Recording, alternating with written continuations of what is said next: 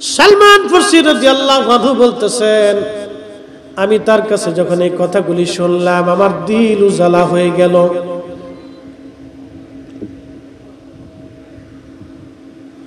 দিল আমার উজালা, আখিরি নবী পাবো। তিনি আমার উরুর মধ্যে ইন্তেকাল করলেন, আমি তার জানাজা করলাম, দাফন কাফন করলাম। আমার কিছু গরু এবং ছাগল ছিল। ওই সুদূর সিরিয়ার থেকে একটা বণিক দল ইরাকের দিকে আসবে। তখন ওই বণিক দলদেরকে বললাম, দেখো তোমরা আমারে তোমাদের সাথে করে নিয়ে যাও, আমার গরু ছাগল যাহা আছে তোমরা নিয়ে যাও। আমি আমার গরু ছাগলগুলি তারে দিয়ে দিলাম। ওই বণিক দল আমাকে রাস্তায় আসার সময় তারা আমার সঙ্গে বেঈমানি করে আমাকে বিক্রি করে দিল। আমাকে নিয়ে আসা হলো কুফার বাজারে, হাটে উঠানো হলো। আমাকে হাটে উঠানো হলো, আর একদল লোক আমার হাটে উঠাইয়া তারা আমারে বাজারে নিয়ে গেলে দাঁড়া করায় রাখলো। মদিনার থেকে আমার মালিক ইহুদি গেছে কুফার বাজারে গোলাম কেনার জন্যে। ইন্নাকা উলিতা মুবাররান মিন কুল্লি আইব,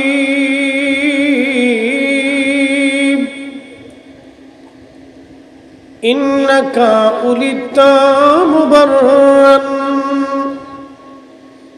মিন কুল্লি আইব, কাআন্নাকা খুলিকতা কামা তাশা।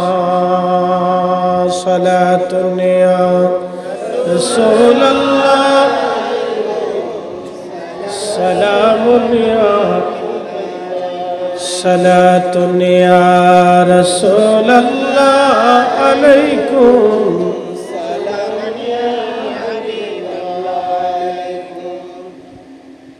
وَدَمَّ الْإِلَهُ اسْمَ النَّبِيِّ بِاسْمِهِ إِذَا قَالَ فِي الْخَمْسِ الْمُؤَذِّنُ نَشَادَ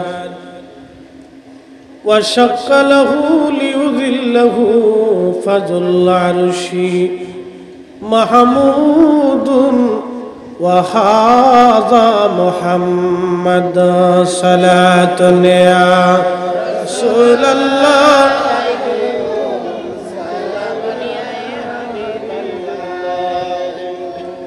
সঙ্গত কারণে বাবা ছিল অনেক সম্পদের মালিক। তাদের বাড়িতে আগুনের পূজার একটা মন্দির ছিল। সবসময় তারা ওই আগুনটাকে জ্বালিয়ে রাখত। এই আগুন জ্বালিয়ে রাখার এবং পূজা অর্চনা করার দায়িত্ব ছিল সালমান ফারসি রাদিয়াল্লাহু আনহু। যৌবনে তিনি আগুনের পূজা করছেন। আগুনের পূজা তো বুঝেন, আগুনের সামনে সেজদা দিয়ে পড়ে থাকা, এর ভক্তি শ্রদ্ধা করা, আরো অনেক কিছু তাদের ধর্মীয় রীতিনীতি যেটা আছে। এখন প্রশ্ন করি, জবাব দিবেন, আমাদের মালিক কয়জন?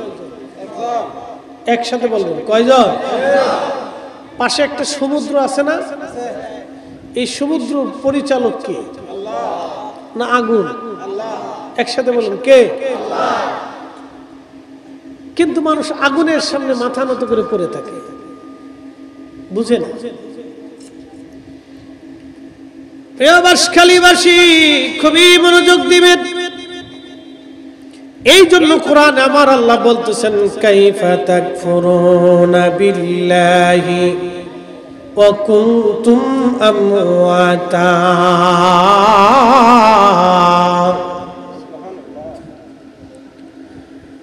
কি করে তোমরা আমি আল্লাহকে অস্বীকার করো?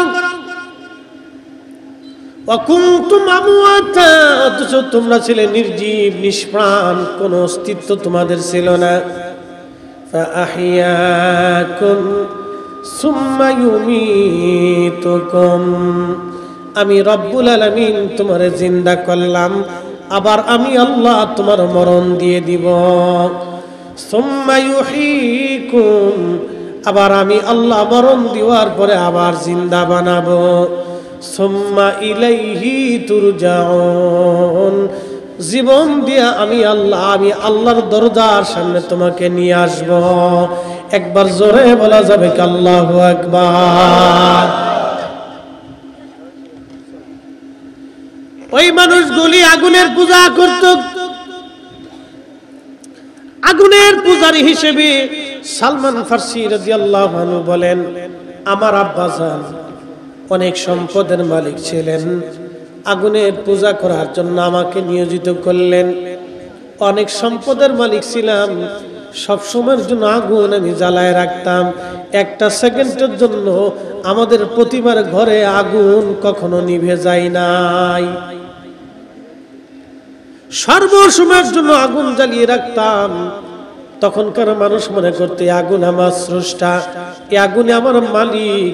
কিন্তু আল্লাহ বললেন না, তোমরা কি করে আমি আল্লাহকে অস্বীকার করো, অথচ তোমরা নির্জীব ছিলে, নিষ্প্রাণ ছিলে, আমি রব্বুল আলামিন তোমাকে প্রাণ দিলাম। কোরআনের অপরাধ আল্লাহ বললেন, ওয়াবাদা খালকাল ইনসানি মিন তুরাব, আমি মানব জাতির সৃষ্টির সূচনা করলাম মাটি থেকে। সুম্মা জাআলা নাসলাহু মিন সুলালাতিন মিন মাইন মাহিন। আল্লাহ বললেন, অতঃপর আমি রব্বুল আলামিন বংশ বিস্তার করলাম, তোমাদের বংশ দিলাম, সন্তান দিলাম, মেয়ে দিলাম, তার পরবর্তী প্রজন্ম দিলাম, বংশ দিলাম, আবার আমি পরবর্তী সন্তান দিলাম, পরে আবার সন্তান দিলাম। এইভাবে বংশ বিস্তার করতে লাগলাম। মিন সুলালাতিন মিন মাইন মাহিন, মানুষের শরীর থেকে নির্গত এক পানি। আমার দিকে তাকাবেন, আল্লাহর কোরআন বড় চমৎকার সুন্দর সুন্দর কথা আল্লাহ কোরআনে বলছেন। মিম্মা ইম্মাহিন, মানুষের শরীর থেকে নির্যাস একটু পানি থেকে মায়ের রেহেমের ভিতরে আল্লাহ আমার অস্তিত্ব দিয়েছেন। সৃষ্টিতে আপনাদের সামনে যিনি বক্তব্য দিচ্ছেন, 50 বছর আগে পৃথিবীতে তার কোনো অস্তিত্ব ছিল না। এখানে 100 বছর বয়সী কেউ আছেন? হ্যাঁ, নাই। তার মানে বোঝা গেল আমরা এখানে যারা উপস্থিত আছি 100 বছর আগে পৃথিবীতে আমাদের কোনো অস্তিত্ব ছিল না। 150 বছর পরে আমাদের কোনো অস্তিত্ব থাকবে না, মাটির সাথে বিস্মার হয়ে যাবে। পৃথিবীতে আমাদের কোনো অস্তিত্ব ছিল না, আবার থাকবে না। মাঝখানে একটু সময় আল্লাহ আমাদেরকে পাঠাইছেন একটা কারণ।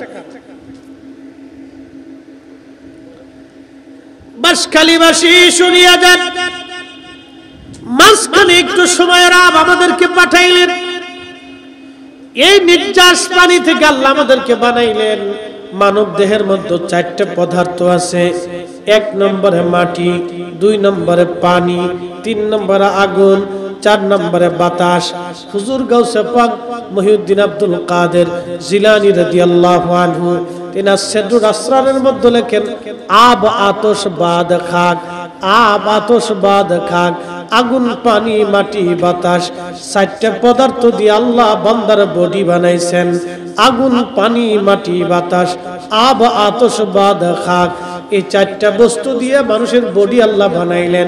আমাদের বডি আল্লাহ নির্মাণ করলেন 4 রঙের মশলা দিয়া। যে কইরাছে তোর গঠন 4 রঙের মশলা দিয়া। আগুন, পানি, মাটি, বাতাস একই যোগে করিয়া প্রকাশ। আগুন, পানি, মাটি, বাতাস একই যোগে করিয়া প্রকাশ। দেখিলি না তুই কইরা তালাশ, ওরে দেখিলি না তুই কইরা তালাশ, কোন জাগাসি মহাজন 4 রঙের মশলা দিয়া। 4 রঙের মশলা দিয়া যে কইরাছে তোর গঠন 4 রঙের সল্লা দিয়া। বাঁশখালীবাসী আল্লাহ আমাদেরকে দুনিয়াতে পাঠাইলেন, মানুষ বনে দুনিয়াতে আল্লাহ পাঠাইলেন কেন? মানুষের কাজ করার জন্য। আপনারা দেখবেন পিঁপড়া আছে, পিঁপড়া আছে না? পিঁপড়ার একজন রাজা আছে। পিঁপড়ার যিনি রাজা হয় তিনি পুরুষ রাজা না, কিন্তু নারী রাজা হয়। পিঁপড়াদের কর্তৃত্ব যারা করে তারা হলো নারী সমাজ, আর পুরুষ সমাজরা ঘরের মধ্যে থাকে। আর নারীরা, পিঁপড়ার নারী যারা আছে তারা কাজ কারবার করে, খাবার দাবার জোগাড় করে ঘরের মধ্যে নিয়ে যায়, বিল্ডিং বানায়, ঘর বানায়। আর পিঁপড়ার পুরুষ সমাজরা ঘরের মধ্যে কাটায়। আর মানব জাতির নারী সমাজ ঘরে কাটাবে, পুরুষ সমাজ বাহিরে বাহিরে কাজ করে আনবে। আর এখন সিস্টেম হয়ে গেছে উল্টা, নারী সমাজ রাস্তা দিয়ে ঘুরে ঘুরে ঘুর করে ঘুরে বেড়ায়, আর মার্কেট বাজার সদাই করে বেড়ায়। কথা কর না কে? উল্টা হয়ে গেছে, পিঁপড়ার জগতে চলে গেছে। বুঝে যায়, মানব জাতির নারী সমাজ থাকবে ঘরে, পুরুষরা থাকবে বাইরে। পিঁপড়ার নারী সমাজ থেকে বাহিরে, পুরুষ সমাজ থেকে ঘরের ভিতরে। এই জন্য পিঁপড়াদের রাজা যে হয় সেটা হলো নারী। ওই রানী যে কথা বলে পিঁপড়ারা সেটা মেনে চলে। পিঁপড়ার একটা গুণ আছে, বলে হুজুর পিঁপড়ার কি গুণ? তারা একত্রিত ভাবে বসবাস করে, একসাথে থাকে, একসাথে খায়, একসাথে চলে। দেখবেন যদি বন্যা শুরু হয়ে যায় তাহলে ওই আপনার পিঁপড়ার কোনো নৌকা নাই, পিঁপড়ার কোনো আপনার কি বলে এই কোনো জাহাজ নাই। পিঁপড়াগুলি বাঁচার জন্য একটা পিঁপড়া আর একটা পিঁপড়ারে ধরে রাখে, কামড়ায় ধরে রাখে, একটার পা দিয়ে হাত দিয়ে আর একটার হাত পাকে জড়িয়ে ধরে। এই শত শত পিঁপড়া দেখবেন একসাথে থাকে, পানির মধ্যে তারা বাঁচতে থাকে, তারা ডুবে না। তারা জানে আমরা একত্রিত ভাবে বসবাস করলে আমরা ধ্বংস হব না, আমরা মরে যাব না, ডুবে যাব না। একমাত্র মানব জাতি তার উল্টা। দেখবেন এই মানব জাতি, আমার আল্লাহ মানব জাতির শিক্ষা দিলেন, দীক্ষা দিলেন, আকল দিলেন, জ্ঞান দিলেন, হেদায়েতের জন্য নবী দিলেন, কিতাব দিলেন, ওলি দিলেন, আলিম দিলেন, উলামা দিলেন, মাদ্রাসা দিলেন, স্কুল দিলেন, বিদ্যালয় দিলেন। এই মানব জাতির শিখানোর জন্য আল্লাহ এত পরিমাণে আল্লাহ সৃষ্টি দিলেন, এত জ্ঞান মেধা বই কিতাব লেখা হলো। তারপরও মানব জাতি পিঁপড়ার মতো হতে পারে নাই। পিঁপড়ারা একসাথে বাঁচে, একসাথে তারা এই বিপদ প্রতিহত করে। আর মানব জাতি দেখবেন এক ভাই বিপদে পড়লে আর এক ভাই আরো বিপদ চাপাই দিয়া তারে ধ্বংস করার জন্য বুদ্ধি করে। কথা কন না কেন? মানুষ হতে পারে। আপনার এক ভাই বিপদে বললে আর একজন বিপদের মতো আরো আগুন ধরায়। সমাজের ভিতরে বিশৃঙ্খলা তৈরি করে, ক্লিকবাজি করে, এক পাড়া আর এক পাড়ার মধ্যে ভেজাল বাঁধায়। এটার নাম দিয়েছে ভিলেজ পলিটিক্স। ভিলেজ পলিটিক্স বুঝেন? এক পাড়া আর পাড়া বুঝেননি আপনারা? এই পাড়া ওই পাড়া ঝগড়া বাঁধায়, এই পরিবার ওই পরিবারে ঝগড়া বাঁধায়। এটার নাম দিয়েছে ভিলেজ পলিটিক্স। এগুলো কুত্তার চাইতে নিকৃষ্ট। কুত্তারও একটা ধর্ম আছে, শুয়োরেরও ধর্ম আছে, এগুলো কোনো ধর্ম না। নাম দিয়েছে ভিলেজ পলিটিক্স। কিসের পলিটিক্স? গ্রামের মানুষ নিয়ে কিসের পলিটিক্স? পলিটিক্স হলো সেটা গ্রামের মানুষ একসাথে মিলে থাকবে, একসাথে বসবাস করবে, একজনের দুঃখে সবাই দুঃখী হবে, একজনের সুখে সবাই সুখী হবে। এটার নাম হলো পলিটিক্স হওয়ার দরকার। এক গ্রাম আর এক গ্রামে ভেজাল বাঁধাইয়া, এক পাড়া আর এক পাড়ায় ভেজাল বাঁধাইয়া, একজনের মেয়ের বিয়ে হবে মেয়ের বিয়ে ভাঙুরি দিয়া, আরেকজনের ছেলের বিয়ে হবে ছেলের বিয়ের ভাঙুরি দিয়া, আরেক ছেলে বিদেশ যাবে ওর বিদেশ যাওয়া বন্ধ করিয়ে দিয়া, একজনের দোকানের জায়গা দখল করিয়া আরেকজনের সম্পদ দখল করে। এটা পলিটিক্স হতে পারে না। এইগুলো নিকৃষ্ট কাজ, সুরের চাইতে নিকৃষ্ট। কথা বলেন ঠিক না? নাম দিয়েছে ভিলেজ পলিটিক্স। এটা কোনো পলিটিক্স হলো?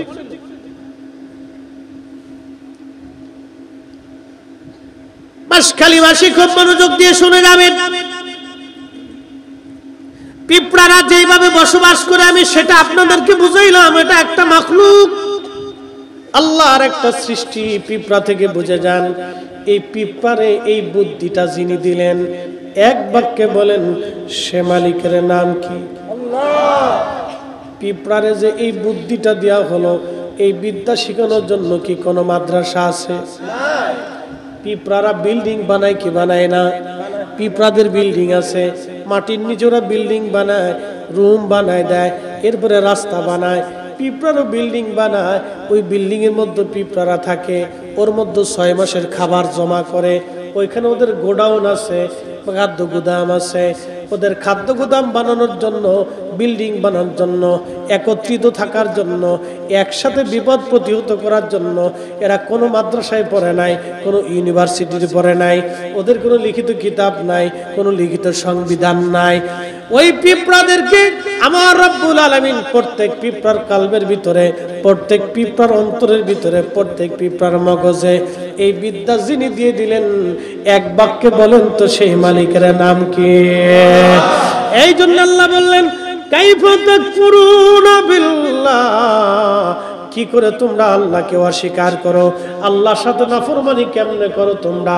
এই জন্য আল্লাহ বলেন, ফাযকুরুনি আযকুরুকুম ওয়াশকুরুনি ওয়ালা তাকফুরুন। সালাতুন ইয়া রাসূলুল্লাহ আলাইকুম, সালামুন ইয়া হাবিবাল্লাহ আলাইকুম, সালাতুন ইয়া রাসূলুল্লাহ আলাইকুম, সালামুন ইয়া হাবিবাল্লাহ। তাহলে আপনারা বলে যান, সমাজে মিলেমিশে থাকবেন না ভেজাল বাড়াবেন? আত্মীয় স্বজন থাকলে খোঁজ খবর নেবেন। আল্লাহর নবী বললেন, ও আমার উম্মতেরা, তোমরা যদি আত্মীয় স্বজনের সাথে সম্পর্ক ছিন্ন করে দাও, তাহলে আমি আল্লাহর সঙ্গে তোমার সম্পর্ক ছিন্ন হবে, আমার রাসূলের সঙ্গে সম্পর্ক ছিন্ন হবে। আল্লাহর নবী বললেন, যে আত্মীয় স্বজনের সঙ্গে সম্পর্ক ছিন্ন করে, ওই উম্মতের সঙ্গে আমি নবীর কোনো সম্পর্ক থাকে না।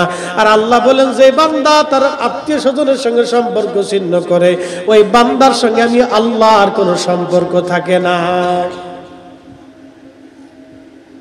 বুঝে তারপরে বাড়ি যাবে। কিন্তু আমরা প্রতিবেশী ঝগড়া করি। আল্লাহর নবী বলেন, আমার উম্মত, তোমার ঘরের মধ্যে তুমি তরকারি ঝোল, যখন তরকারি রান্না করো, ঝোল তুমি বাড়ায় দাও। সাহাবা একরাম বলেন, হুজুর ঝোল কি জন্য আমরা বাড়াবো? আল্লাহর নবী বলেন, ঝোল এই জন্য তোমরা বাড়াবা, তোমার প্রতিবেশীদেরকে তোমার তরকারির সঙ্গে অংশগ্রহণ করাও, তোমার খাবার থেকে তোমার প্রতিবেশীদেরকে খাবার দাও। আমরা নিজেরা খাই, প্রতিবেশীর খোঁজ খবর নেই না, এই জন্য আমাদের দূরত্ব বেড়ে যায়। আমাদের উচিত প্রতিবেশীদেরকে নিয়ে একসাথে খাওয়া, একসাথে থাকা, তাদের অসুবিধায় ভোগ করা, তাদের সুখে সুখী হওয়া, দুঃখে দুঃখী হওয়া। প্রতিবেশীর মেয়ের বিয়ে হলে ব্যবস্থা করে দেওয়া, ছেলে বিদেশ যাবে ওর জন্য সুন্দর ব্যবস্থা করে দেওয়া, অসুস্থ হলে তার সেবা করা, ডাক্তার দেখানো, খোঁজ খবর নেওয়া, এটা ছিল আমাদের দায়িত্ব। কিন্তু ইসলাম এত সুন্দর শিক্ষা দেওয়ার পরেও এই মানব জাতি বুঝতে চেষ্টা করে না। একটা পিঁপড়ার আল্লাহ যে জ্ঞান দিয়েছে, সেই জ্ঞান আমাদের মধ্যে আসলো না, হায় আফসোস। অথচ আমরা আশরাফুল মাখলুকাত, মানব জাতি। আল্লাহর কোরআন বলতেছে, কুনতুম খায়রা উম্মাতিন উখরিজাত লিন-নাসি তা'মুরুনা বিল মা'রুফি ওয়া তানহাউনা আনিল মুনকার। তোমরা সর্বশ্রেষ্ঠ জাতি, তোমাদের মতো এত বড় শ্রেষ্ঠ জাতি আমি আল্লাহ দেই নাই। ও আমার আখির নবীর উম্মতেরা, তোমরা সর্বশ্রেষ্ঠ জাতি। আল্লাহ শ্রেষ্ঠত্ব দিলেন কেন? আখির নবীর উম্মত আমরা শ্রেষ্ঠ। মিলেমিশে থাকাটা এটা আল্লাহ রাসূলের প্রকৃত সুন্নাহ। খালি পাগড়ি মাথায় দিয়ে রাস্তায় হাঁটার নামই কিন্তু সুন্নাত না। শুধু লম্বা জুব্বা গায়ে দিয়ে হেঁটে হেঁটে রাস্তা দিয়ে হাঁটলাম, এটাই সুন্নাত আদায় হয়ে গেল, তা কিন্তু না। প্রতিবেশীরা মিলেমিশে থাকা, খোঁজ খবর নেওয়া, তার সুখে সুখী হওয়া, সুন্দর পরামর্শ দেওয়া, সৎ বুদ্ধি দেওয়া, অসৎ বুদ্ধি না দেওয়া, তার অসুস্থতায় পাশে থাকা, তার সেবা করা, ডাক্তার দেখানো, তার অসুস্থ দুর্বলতা, আর্থিক দুর্বলতা থাকলে তার ব্যবস্থা করে দেওয়া, এগুলি আর আমাদের দায়িত্ব। আল্লাহর নবী আমাদেরকে দায়িত্ব দিয়ে গেছে, এগুলি আমরা দেখভাল করব, মিলেমিশে থাকবো। প্রিয় উপস্থিতি, হযরত সালমান ফারসি রাদিয়াল্লাহু আনহু বললেন, বহু বছর ধরে আমি আগুনের পূজা করলাম। একদিন আমার আব্বাজান আমাকে বললেন, সালমান, আমাদের অমুক জায়গায় অনেক বড় খেজুরের বাগান আছে, জমিন আছে, তুমি একটু দেখভাল করে আসো। আমি রওনা করলাম। আমি আব্বার একটা মাত্র সন্তান ছিলাম, খুব আদরের সন্তান। সালমান ফার্সি খুব সুন্দর মানুষ ছিলেন, সুন্দর চেহারার অধিকারী ছিলেন, খুব সুন্দর চেহারার অধিকারী। এমনি দেখবেন ইরানের মানুষেরা এমনিতেই সুন্দর, তারপরেও তিনি সুন্দর চেহারার অধিকারী ছিলেন। যুবক সালমান ফার্সি বলতেছেন, ইয়া রাসূলুল্লাহ, ইয়া হাবিবাল্লাহ, আমি চলে গেলাম। যাওয়ার পরে আমি লক্ষ্য করলাম একটা গির্জা রাস্তার পাশে। খ্রিস্টানদের তখনও ইসলাম আসে নাই, সালমান ফার্সি হায়াত পেয়েছিলেন 250 বছর। ইসলাম আসারও প্রায় 200 বছর আগের কথা চলতেছে। একবার জোরে বলা যাবে কে মারহাবা। 250 বছর পরে হায়াত পেয়েছিলেন। 250 বছর, এত লম্বা হায়াত খুব কম ছিল মানুষের। খুব শক্তিশালী সুঠাম দেহের অধিকারী ছিলেন, খুব সুদর্শন যুবক ছিলেন যৌবনকালে। তো জমি জমা দেখতে যাওয়ার সময় দেখে একটা গির্জা, খ্রিস্টানদের গির্জা, মুসলমানদের মসজিদ। তো তখন ইসলাম আসে না, আল্লাহর হাবিব তখনও প্রিয় নবীজির শরীয়তের বেলাদাত হয় নাই। তো সালমান ফার্সি রাদিয়াল্লাহু আনহু বলতেছেন, আমি যাওয়ার সময় দেখলাম গির্জা এক পাদ্রী বসে বসে কি যেন বলতেছে। গির্জার মধ্যে এক পাদ্রী কি যেন বলে। আমি খুব চিন্তিত, ব্যাপার কি, গির্জার মধ্যে লোকটা কি বলে।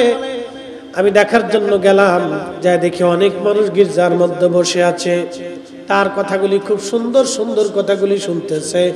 আমি চুপচাপ যাইয়া বসে পড়লাম। বসে পড়ার পরে লক্ষ্য করলাম আমার আগুনের ধর্মের চাইতে ওই ধর্মটাই সত্য এবং বাস্তব।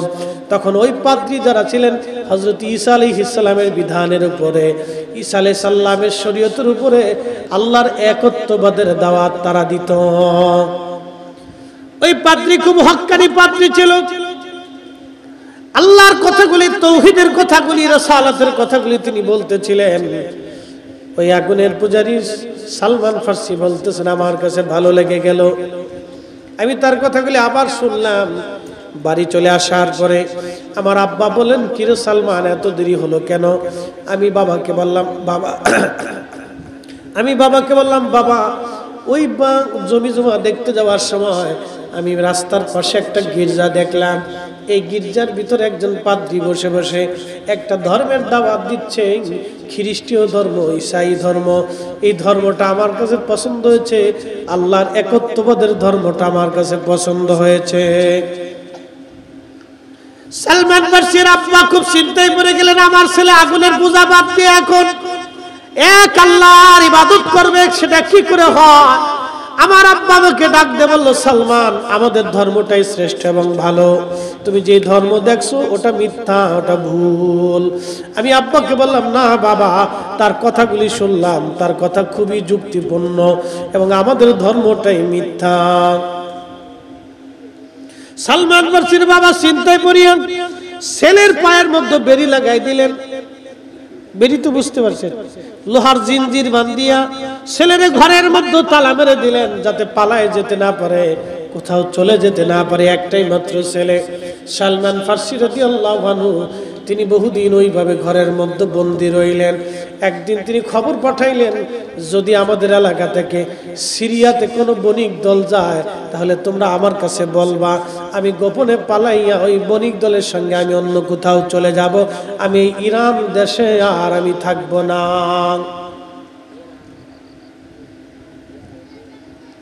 সময় সুযোগ অনুযায়ী তিনি সিরিয়ায় পালিয়ে চলে গেলেন। সিরিয়ায় যাওয়ার পরে তিনি এক গির্জার ভিতরে উঠলেন। গির্জার ভিতরে উঠার পরে ওই পাদ্রী তিনি খেদমত করতে লাগলেন বহুদিন। লক্ষ্য করলেন পাদ্রীটা খুব অসৎ প্রকৃতির ছিল। মানুষেরা সোনা দানা টাকা পয়সা যা দান করত, ওই পাদ্রীটা সিন্ধুকের মধ্যে ভরিয়া গির্জার নিচে মাটির মধ্যে সে পুঁতে রাখত। সে গরিব মানুষে দিত না, দান সৎকার করতো না।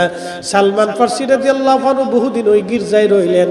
এরপরে ওই পাদ্রী মারা যাওয়ার পরে লোকদেরকে ডাক দেয়, বলেন ও লোকেরা, তোমরা যেন অনেক বড় হুজুর মনে করতা, পাদ্রী মনে করতা, বুজুর্গ মনে করতা, এই লোকটা তোমাদের সম্পদাদি চুরি করিয়া সোনা দানা সব ওই যে গির্জার ভিতরে মাটির নিচে ওই পাতিলের মধ্যে করে জমা করে রাখছে। এরা খুশি উঠায় দেখে সত্যি সোনা দানা ভর্তি পাতিল। বলতেছে আমরা তো এইগুলি দিয়েছিলাম দান করার জন্য, সে কি দান করে নাই? বলে না। তখন ওই পাদ্রীরে তারা মুর্দা দেহ পাদ্রীটারে শুলের মধ্যে চড়াইয়া তারা পাথর মারতে লাগলো।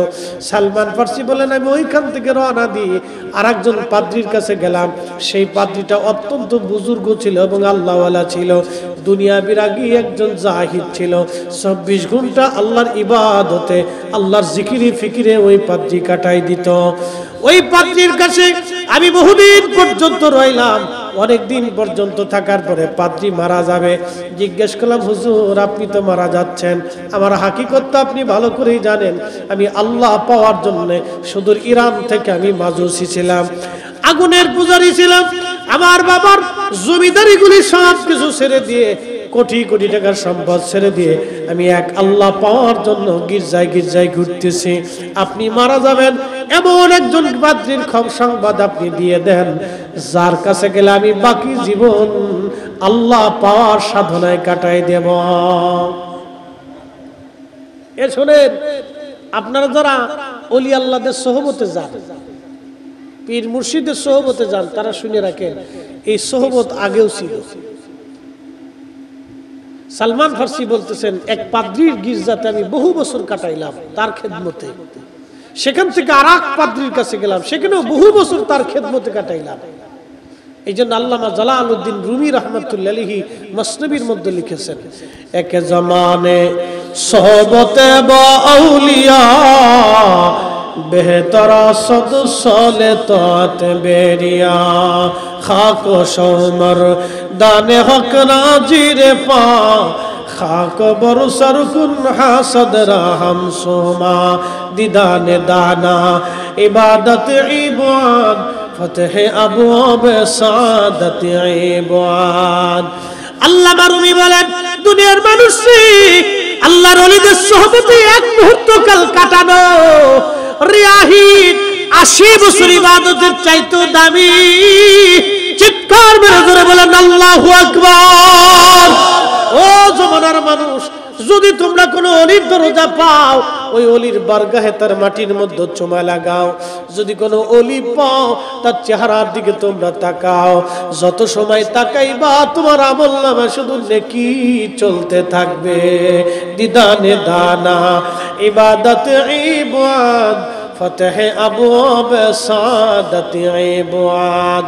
আল্লাহর কোরআন বলতেছে ইয়া আইয়ুহাল্লাযীনা আমানুত্তাকুল্লাহা ওয়া কুনু মা'আস সাদিকিন।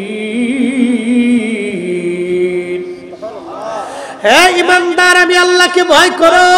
শুধু ভয় করলেই হবে না, তুমি যাও তোমার জমানায় কোনো সাদিক পাও কিনা, কোনো ওলি পাও কিনা, কোনো বুজুর্গ পাও কিনা।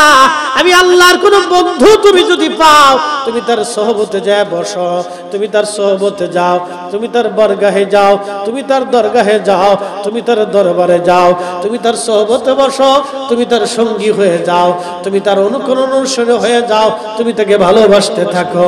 একবার জোরে বলা যাবে কি মারহাবা?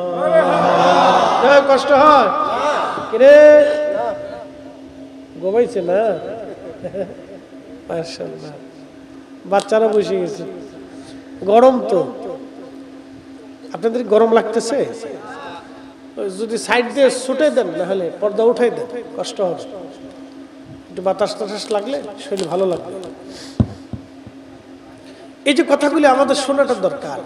সালমান ফার্সি কি বলতেছেন দেখেন, ওনার জীবনীর ভিতরে আসছে, তারিক আল বেদায়াতে, বহু কিতাবের ভিতরে আসছে। তিনি পাদ্রীদের সোহবতে কত বছর কাটাইছেন দিন শিখার জন্য, আল্লাহ পাওয়ার জন্য। এইভাবে ওনার জীবনে প্রায় 200 বছর পার হয়েছে। সুবহানাল্লাহ কইলেন না? প্রায় 200 বছর পার হয়েছে। 200 বছর ধরে উনি গির্জায় গির্জায় গির্জায় গির্জায় গির্জায় গির্জায় গির্জায় গির্জায় কাটাইছে। সর্বশেষ এক পাদ্রী, নাসিবিনের এক পাদ্রী, ওনার খেদমতে দীর্ঘদিন কাটানোর পরে ওনার ইন্তেকালের সময় হয়ে গেল। তো এমন সময় ওনার উরুর উপরে ওনার মাথাটা ছিল, সালমান ফার্সি রাদিয়াল্লাহু আনহু উরুর উপরে ওই পাদ্রীর মাথা, উনি মারা যাবেন। এমন সময় সালমান ফার্সি বলতেছে, হুজুর, জীবনের বহু সময় আমি আল্লাহ পাওয়ার জন্য গির্জায় গির্জায় আল্লাহর ইবাদতে কাটিয়েছি, অনেক পাদ্রীদের সোহবতে কাটিয়েছি। আপনি আমার জীবনের শেষ ইন্তেকালের সময় ঘনিয়ে গেছে, আপনি আরেকটা পাদ্রীর ঠিকানা আমাকে দিয়ে দেন যিনি আল্লাহ ওয়ালা হবে। তো ওই পাদ্রী বলতেছিল, সালমান রে, আমার জানা মতে পৃথিবীতে হক্কানি রাব্বানি কোন পাদ্রী আর জীবন্ত বেঁচে নাই, হকের উপরে থাকা কোন পাদ্রী আমার জানা মতে নাই। এই দেখেন, আমার দেশে আলেম আছে, সারা পৃথিবীতে 2 কোটি আলেম আছে, প্রায় 2 কোটি। কেউ খারিজি, কেউ নাসিবি, কেউ শিয়া, কেউ মুতাজিলা, কেউ লামাযহাবি, ওহাবি, কি কথা কর না কেন? নজদিদের ভিতরে বড় বড় আলেম আছে না, অনেক বড় বড় মোল্লা আছে, মৌলভী আছে, ডক্টর, শাইখুল হাদিস, মুফতি, অনেক বড় বড় আছে। কিন্তু নজদি, আব্দুল ওয়াহাব নজদির গোলাম, এরা রাসূলুল্লাহর গোলাম না। আপনি ঠিক বললেও ঠিক, না ঠিক বললেও ঠিক, এরা নবীর গোলাম না, এরা আব্দুল ওয়াহাব নজদির দালালি করে। আব্দুল ওয়াহাব নজদি যা বলছে ওরা তাই মানে। রাসূল করিম যাহা বলছে তাহা যদি মানতো তো কাজী হয়েছিল, সাহাবে کرام যাহা করেছে তাহা যদি মানতো তো কাজী হয়ে গেছে। আউলিয়া کرام যাহা করেছে, এই শুনেন, খাজা মাইনুদ্দিন চিশতি আজমিরি কোন বেদাতিরে, কোন বদ আকীদাধারী রে আল্লাহ ওলি বানায় না। কি কথা কন না কেন? হুজুর গাউস মাইজ ভান্ডারী,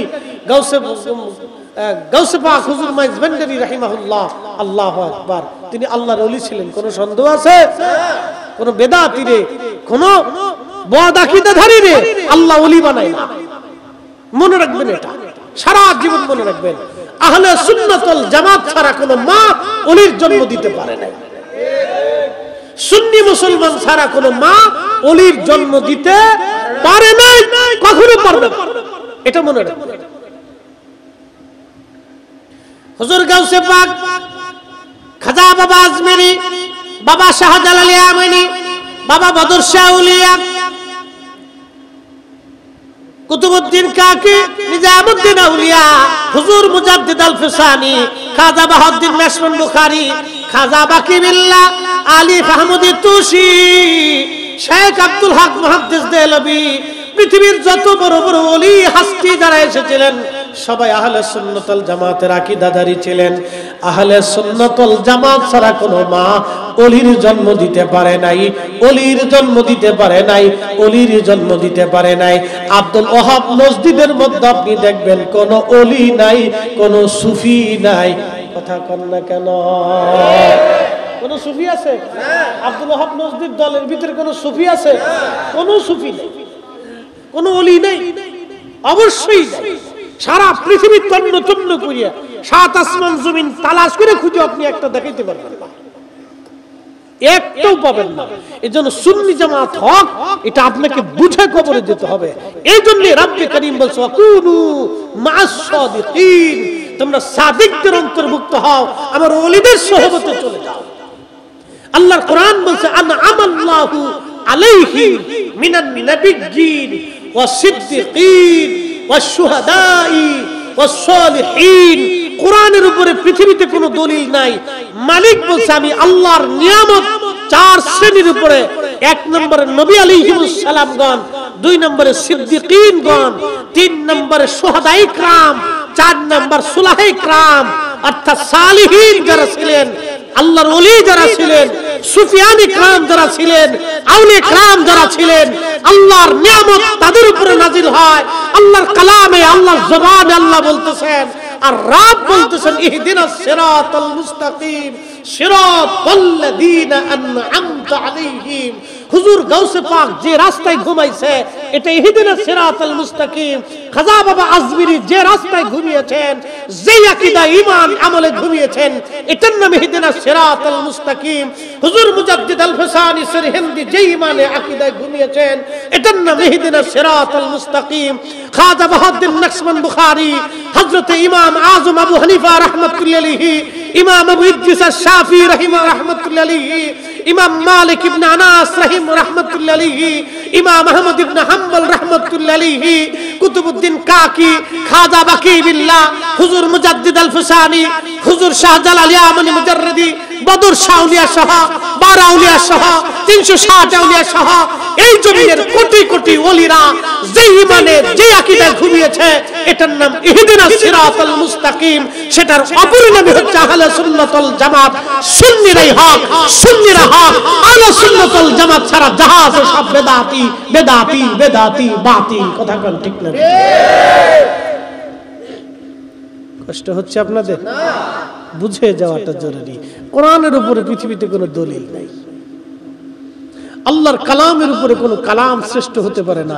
আল্লাহর কালামে যাহা বলছে, আপনার বাম পাশে সাগর, বিরাট বড় সাগর, বঙ্গোপসাগর, ভারত মহাসাগর, প্রশান্ত মহাসাগর, এই আরব সাগর, বহু সাগর, সব সাগর শুকিয়ে যাবে, পৃথিবী পুরে সারখার হয়ে যাবে, আসমান ভেঙে ভেঙে পড়ে যাবে। আল্লাহর কালাম বাক্য এক সেকেন্ডের জন্য ডানও হবে না, বামও হবে না, নড়বড় হবে না। কোনো মতেই আল্লাহর কালামের কোনো পরিবর্তন হবে না। কথা বলেন ঠিক না বেঠিক? যাহা বলেছেন মালিক তাহাই ঠিক। এই জন্য সোহবত ছাড়া কেউ ওলি হতে পারে না। সোহবত ছাড়া আলেম ভালো আলেম হইতে পারে না। যে আলেমরা ভালো আলেমদের সোহবতে থাকে তারা ভালো আলেম হইতে পারে। এই জন্য আলেম হইতে হলে সোহবত লাগে। সালমান ফারসি বললেন, ওই পাদ্রী তিনি ইন্তেকাল করবেন, আমার উরুর উপরে তার মাথা। বললাম, হুজুর আপনি তো মারা যাবেন, আমার জীবনের শত শত বছর পার হলো, বহু যুগ আমি পার করেছি গির্জায় গির্জায় পাদ্রীর খেদমতে আল্লাহ পাওয়ার জন্য। হুজুর আপনি আমার শেষ ঠিকানাটা দিয়ে যান, কোথায় গেলে আল্লাহ পাওয়া যাবে? পাদ্রী ডাক দিয়ে বলল, সালমান রে, আমার জানা মতে সারা পৃথিবীতে কোথাও হাক্কানি রব্বানি পাদ্রী নাই।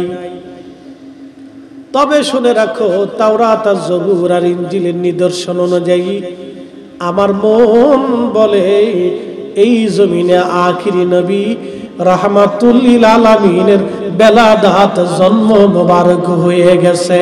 চিৎকার মেরে জোরে বলেন না মারহাবা।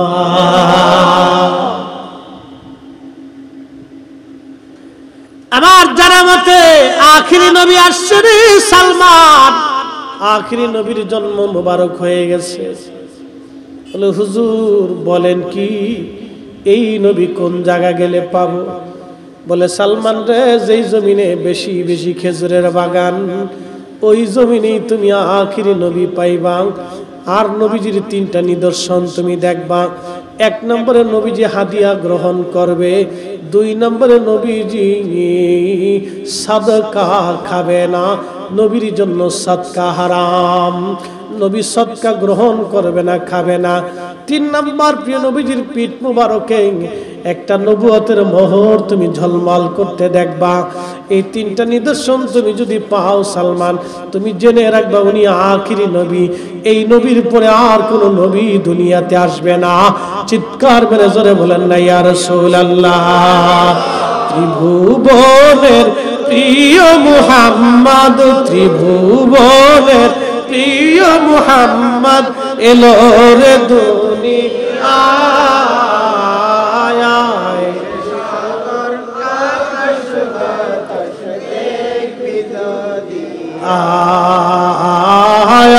আয় রে সাগর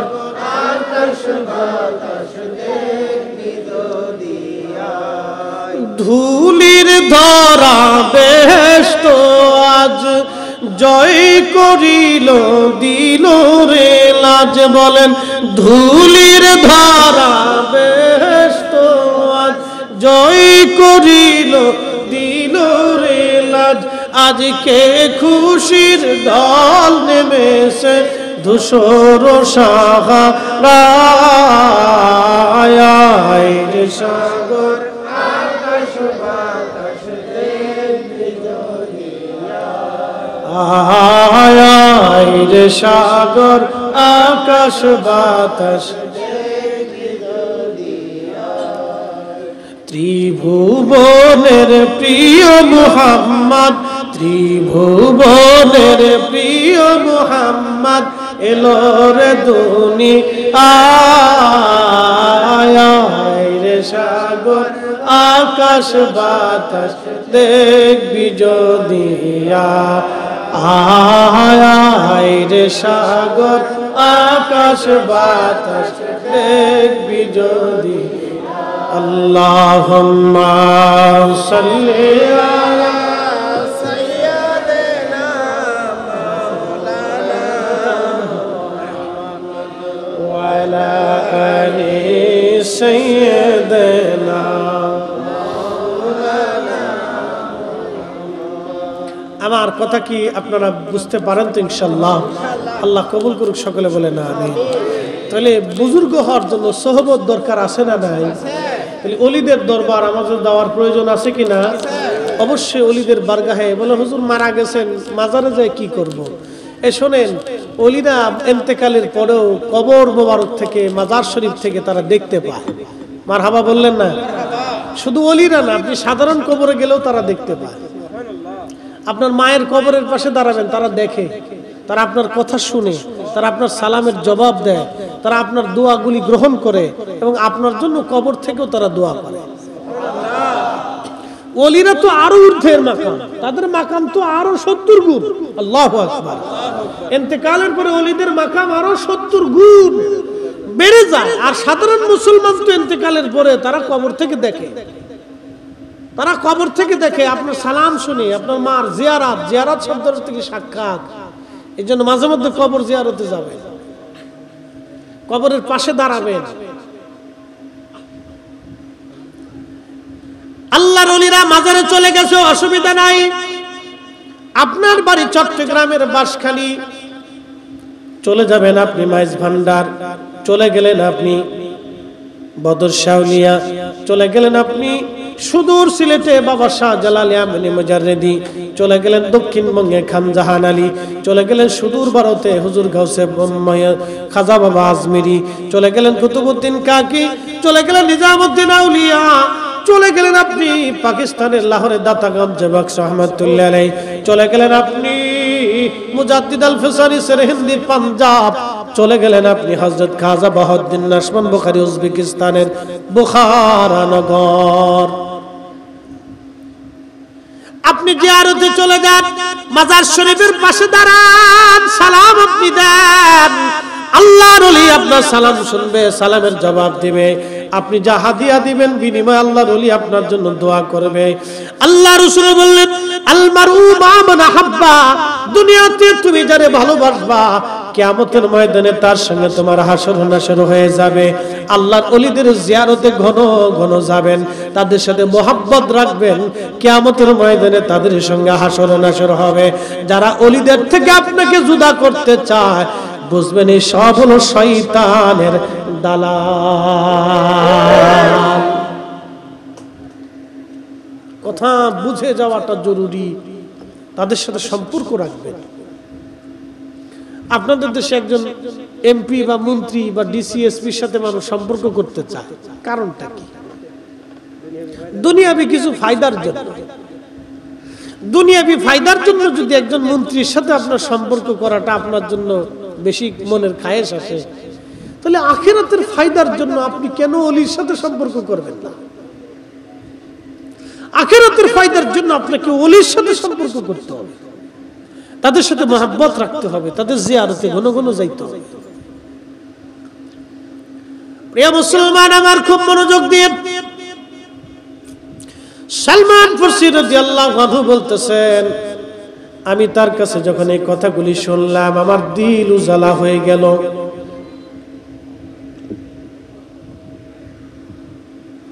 দিল আমার উজালা, আখিরি নবী পাবো। তিনি আমার উরুর মধ্যে ইন্তেকাল করলেন, আমি তার জানাজা করলাম, দাফন কাফন করলাম। আমার কিছু গরু এবং ছাগল ছিল। ওই সুদূর সিরিয়ার থেকে একটা বণিক দল ইরাকের দিকে আসবে। তখন ওই বণিক দলদেরকে বললাম, দেখো তোমরা আমারে তোমাদের সাথে করে নিয়ে যাও, আমার গরু ছাগল যাহা আছে তোমরা নিয়ে যাও। আমি আমার গরু ছাগলগুলি তারে দিয়ে দিলাম। ওই বণিক দল আমাকে রাস্তায় আসার সময় তারা আমার সঙ্গে বেঈমানি করে আমাকে বিক্রি করে দিল। আমাকে নিয়ে আসা হলো কুফার বাজারে, হাটে উঠানো হলো। আমাকে হাটে উঠানো হলো, আর একদল লোক আমার হাটে উঠাইয়া তারা আমারে বাজারে নিয়ে গেলে দাঁড়া করায় রাখলো। মদিনার থেকে আমার মালিক ইহুদি গেছে কুফার বাজারে গোলাম কেনার জন্যে। সারাদিন আমারে পর্যবেক্ষণ করলো, কিন্তু আমার দাম জিজ্ঞেস করে না, কারণ আমি বৃদ্ধ মানুষ ছিলাম। কেউ আমার দাম জিজ্ঞেস করে না। আমার চুল দাড়িগুলি একবারে পাকা সাদা, আমার চামড়াগুলি গুছাই গেছে, কেউ আমার দাম জিগায় না। দেখবেন গো বাবাজি, মানুষ যখন বুড়া হয়ে যায় সমাজে তার দাম কমে যায়, বা মানুষ যখন বুড়া হয় পরিবারে তার দাম কমে যায়। ছেলের কাছে পছন্দ হয় না, মেয়ের কাছে ভালো লাগে না, স্ত্রীর কাছে ভালো লাগে না, বেটার বউ দেখতে পারে না। বুড়া খালি ঘ্যান ঘ্যান ক্যান ক্যান ক্যান ক্যান করে। বুড়া বেশি কথাবার্তা বলে, বুড়ি বেশি ঘন ঘন কথা কয়, ঘন ঘন খাইতে চায়। ছেলে মেয়েরা নাতি নাতকুরু তখন পছন্দ করে না। মানুষ বয়স শেষ হয়ে গেলে তার আর দাম থাকে না। কথা কর না কেন? বুঝে তারপরে যাবেন। বয়স হওয়ার আগেই কাজ সেরে ফেলবে। মানুষের যখন বয়স হয়ে যায় তখন পরিবারে তার দাম থাকে না, মর্যাদা কমে যায়। ছেলে মেয়ে অনেক পছন্দ করে না। এই জন্য সন্তানদেরকে ওইভাবে শিক্ষা দিবেন। সন্তানদেরকে পিতামাতার খেদমতগার বানাবেন, মুরব্বীদের প্রতি শ্রদ্ধা ভক্তি এগুলি বানাবেন। এগুলি না হলে আপনার জন্য মহা সর্বনাশ হয়ে যাবে, তো অনেক সর্বনাশ হয়ে যাবে। আদব লেহাজ শিক্ষা দিবেন, কদমবুসি শিক্ষা দিবেন। যারা আজকে কদমবুসির শিরিক বানাইছে সব কটা শয়তানের দালাল। আরে আগে আমার দেশের ছেলেরা মেয়েরা পরীক্ষা দেওয়ার আগে মা বাবার পায়ের মধ্যে সালাম দিয়ে দোয়া খায়ের নিত। বিদেশ যাওয়ার আগে মার পায়ের মধ্যে সালাম দিয়া, বাবার পায়ের মধ্যে সালাম দিয়ে দোয়া খায়ের নিত। ব্যবসা বাণিজ্যে যাওয়ার সময় মা বাবার পায়ের মধ্যে সালাম দিয়ে দোয়া নিত। যেই ছেলে মায়ের পায়ের মধ্যে চুমা দেয়, যেই ছেলে বাবার পায়ের মধ্যে চুমা দেয়, সালাম দেয়, সেই ছেলে কখনো বাবার চেহারার দিকে চোখ রাঙিয়ে কথা বলতে সাহস করে না। কি কথা কর না কেন? ঠিক কিনা? এটা নাম আদব। আজকে আদবরে শিরিক বানাই ফেলছে। আজকে আদবরে শিরিক বানাইছে, আদবরে শিরিক বানাইছে। এই শিরিকের ফতোয়া দিয়ে দিয়ে আমার দেশের অসংখ্য যুবক আজকে বেয়াদব হয়ে গেছে, সালাম পর্যন্ত দেয় না। কি কথা কর না কেন? কদমবুসি তো করে দূরের কথা, সালাম পর্যন্ত দেয় না। এই নজদির দলেরা মুসলমানদের এত অপূরণীয় ক্ষতি করছে যেটা ভাষায় প্রকাশ করার মতো না। আজকে আমার দেশের ছেলেরা মুরব্বীদেরকে সালাম দেয় না, আর যুবতী মেয়েগুলি তো আরো বড় বেহায়া হয়েছে। এগুলি রাস্তা দিয়ে যেমনি হাঁটে তো পুরুষ বলে ওইরকম হাঁটতে সাহস পায় না। পুরুষ মানুষের জিন্সের প্যান্ট আর গেঞ্জি ওরা লয়ে গেছে, না জানি কয়েকদিন পরে জাঙ্গে জুঙ্গে লয়ে যায় কিনা আল্লাহ জানে। প্রিয় মুসলমান, খুব ভয়াবহ অবস্থা। আদব শিখাইতে হবে। সন্তানদেরকে যদি আদব শিখাইতে না পারেন, বৃদ্ধ কালে আপনাকে কষ্ট পেতে হবে। এই জন্য আহলে সুন্নাত ওয়াল জামাতি ঠিক ছিল। বাজান আজকে ওরা কারা শিরিক আর বেদাতের ফতোয়া দিয়ে এগুলি উঠাই দিচ্ছে। আজকে আমার দেশের যুবকদেরকে বেয়াদব বানাচ্ছে, ছেলেদেরকে আদবহীন করে দিচ্ছে, মেয়েদেরকে আদবহীন তারা আজকে করে দিচ্ছে। এগুলো শিখিত জানতে হবে। সালমান ফার্সি বলেন, আমি বৃদ্ধ হয়ে গেছি, অনেক বয়স, বুঝতে পারতেছেন 200 বছর বাড়ি গেছে কোথা না। 200 বছর একজন বুড়া। সালমান ফার্সি বলতেছে, সন্ধ্যাবেলা আমার মনিব আমাকে দাম জিজ্ঞেস করলো। লোকেরা বললো, হ্যাঁ বুড়া লোকটাকে ধরে নিয়ে আসছে, আপনি যা মন চাই দিয়ে নিয়ে চলে যান। আমার ইহুদি মালিক কম অর্থ দিয়ে আমাকে কিনে নিয়ে গেলেন মদিনায়। আমার মালিক আমাকে বলল, সালমান রে, তুমি বৃদ্ধ মানুষ, তোমাকে ভারী কাজ দিতে পারবো না, বয়স্ক লোক। তুমি একটা কাজ করো সালমান, তুমি চলে যাও, আমার অনেক বড় বড় খেজুরের বাগান আছে, এই বাগান পরিচর্যা করবা, এই বাগান তুমি দেখবা, বাগান দেখভাল করবা। সালমান ফার্সি বললেন, আমার খেজুরের বাগানে নিয়ে যাওয়ার পরে আমার হুজুর পাদ্রী আমাকে বলেছিলেন, সালমান এই সেই খেজুরের বাগানের নিদর্শন বলে দিয়েছিলেন। ওই নিদর্শনগুলি আমি দেখার পরে আমি চোখের পানি ছেড়ে ছেড়ে কান্দে আর বলি, আল্লাহ আমার মন বুঝি আখিরি নবীর কদমের ছোঁয়া লাগবে, আমার মন বুঝি ওই নবী পাওয়ার সুযোগ আমার হয়ে গেছে।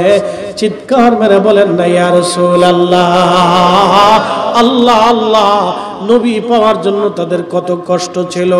এই জন্য আল্লাহ বললেন, রাদিয়াল্লাহু আনহুম ওয়া রাদু আনহু যালিকা লিমান খাশিয়া রাব্বা। আল্লাহকে তারা এত বেশি ভয় করত যে আল্লাহ তাদের উপরে রাজি হয়ে গেল, তারাও আল্লাহর উপরে রাজি হয়ে গেল। এই জন্য সাহাবীদের নামের পিছনে রাদিয়াল্লাহু তাআলা আনহু লেখা হয়। এই জন্য সাহাবায়ে কেরামের মর্যাদা আমার আল্লাহ এইভাবে দিয়ে দিয়েছেন, কারণ দিল মন প্রাণ উজাড় করে দিয়ে তারা আল্লাহর নবীর ভালোবাসায় নিজের জীবন ব্যয় করে দিয়েছে। সালমান ফার্সি বললেন, আমি বাগানের ভিতরে দাঁড়িয়ে দাঁড়িয়ে কান্দি, আখিরি নবী বুঝি এই দেশে আসবে। খেজুরের বাগানের নিদর্শনে তাই বোঝা যায়।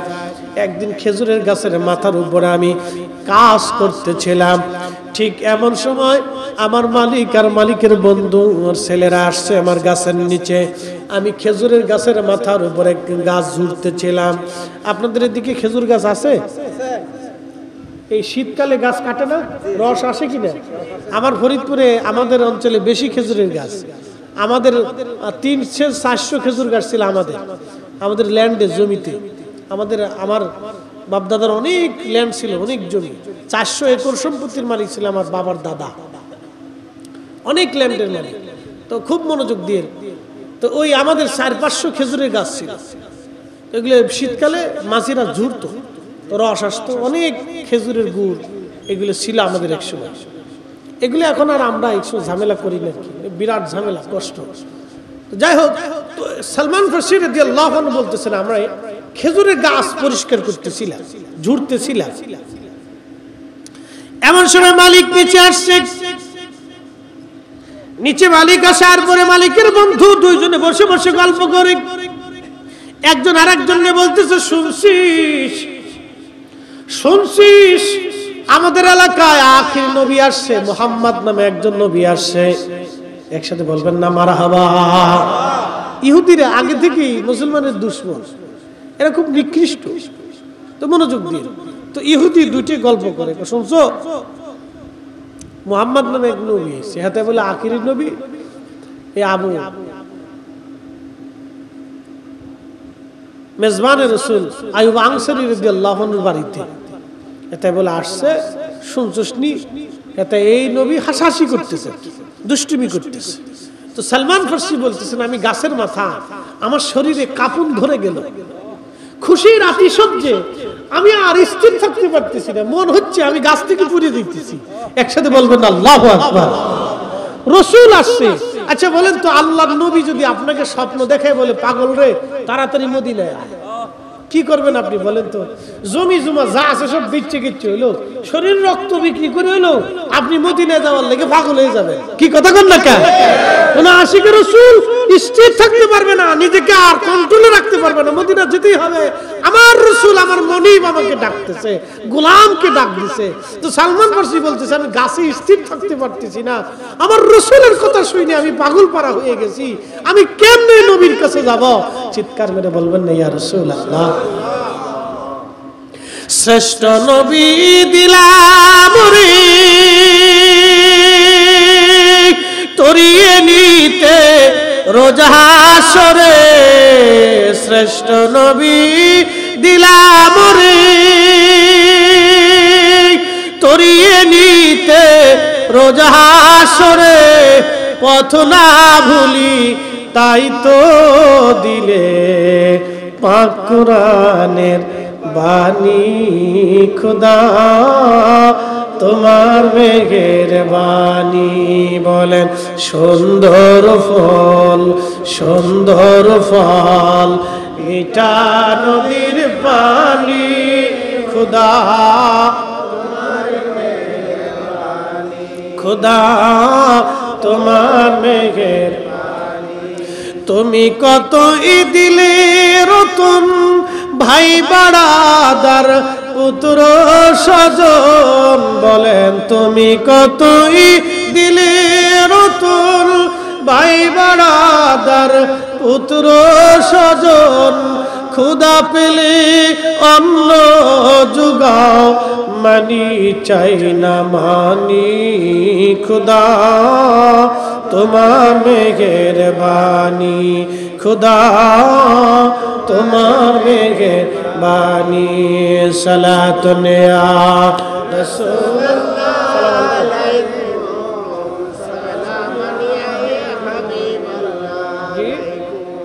সালাতুন ইয়া রাসূলুল্লাহ।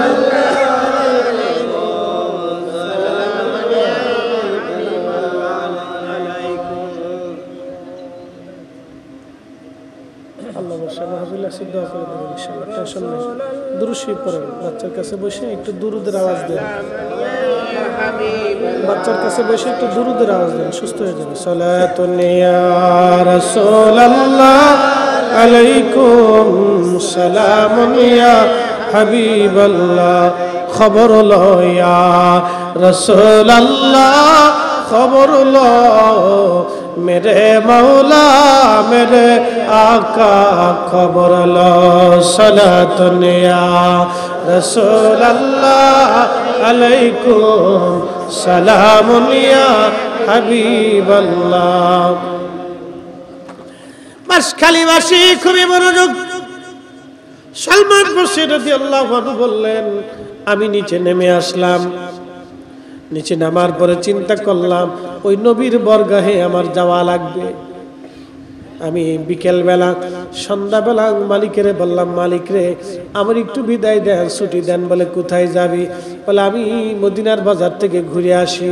বলে আমি বৃদ্ধ মানুষ, সারাদিন তো বাগানের মধ্যে থাকি, একটু সুযোগ যদি দেন আমি মদিনার বাজার থেকে ঘুরে আসি। বলে তাড়াতাড়ি যা, উট দুম্বা ছাগল ভেড়া সবকিছু ঠিকঠাক করছে? বলে হ্যাঁ। সালমান ফারসি বললেন, দুনিয়ার মানুষ শোনো হে, আমি মালিকরে বলার পরে মালিক রাজি হয়ে গেল। আমি খেজুরের বাগান থেকে কিছু খেজুর নিয়েছিলাম।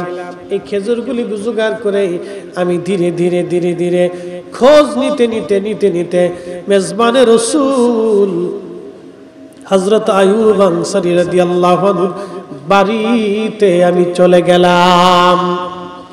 বাড়ি যায় দেখি মাঝখানে পূর্ণিমার চাঁদ বসা রে, আর চারপাশে নক্ষত্রগুলি বসে আছে। মাঝখানে পূর্ণিমার চাঁদ, চারপাশে সাহাবীরা বসে আছে।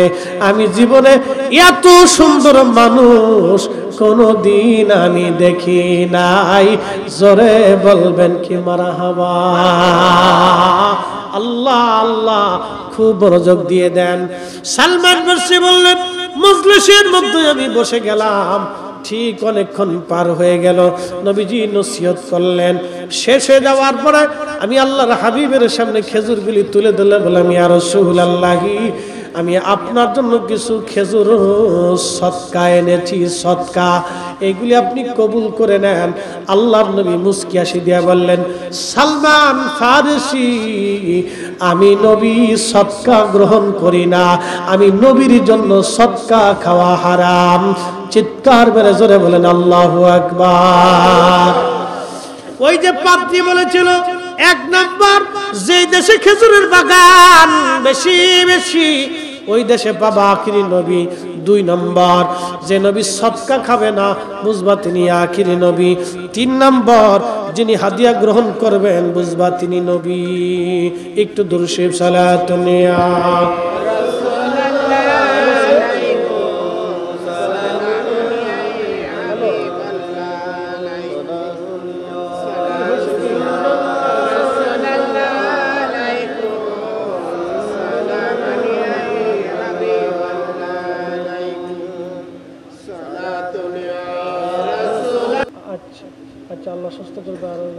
পাশে বসে একটু দুরূদ পড়ে আমি জোরে জোরে সুস্থ হয়ে যাবে ইনশাআল্লাহ।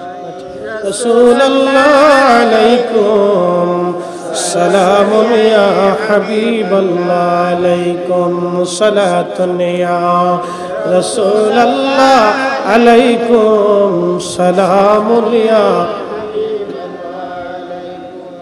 বন্ধুগণ আমার, সালমান ফারসি রাদিয়াল্লাহু আনহু বলতেছেন দুনিয়ার মানুষ। এরপর আমি মনে মনে বিরাট বড় খুশি, নবীজি সদকা গ্রহণ করেন নাই, আরো 2টা নিদর্শন বাকি আছে। আমি চলে আসলাম আবার পরের দিন, আবার ওই খেজুরগুলি নিয়ে সন্ধ্যাবেলা মালিকের কাছে বললাম, মালিক আমার একটু ছুটি দেন, মদিনার বাজার থেকে ঘুরে আসি। বলে কারণ কি? বলে মালিক রে, আমি তো বুড়া মানুষ, সারাদিন বাগানের মধ্যে কাটাই, একটু ঘুরে ঘুরে আসি। কিন্তু বারবার ছুটি চাওয়াতে ইহুদির সন্দেহ লেগে গেল। আমি ছুটি নিয়ে আবার চলে আসছি মেজবানে রাসূল হযরত আয়ুব আনসারী রাদিয়াল্লাহু আনহুর বাড়িতে। এসে দেখলাম পূর্ণিমার চাঁদ বসা।